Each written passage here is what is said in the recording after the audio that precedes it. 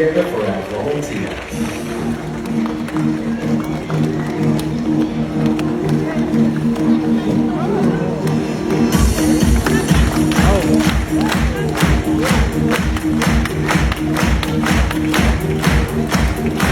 The future is yet to be written.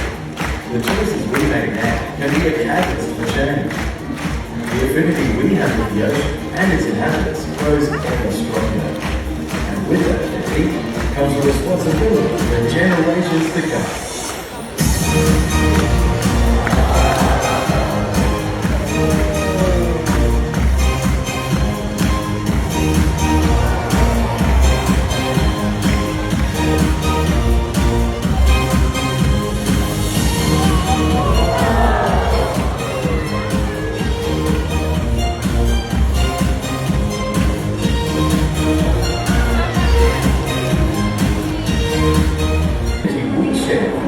Brings with it a clear responsibility to ensure we safeguard the ocean and its inhabitants.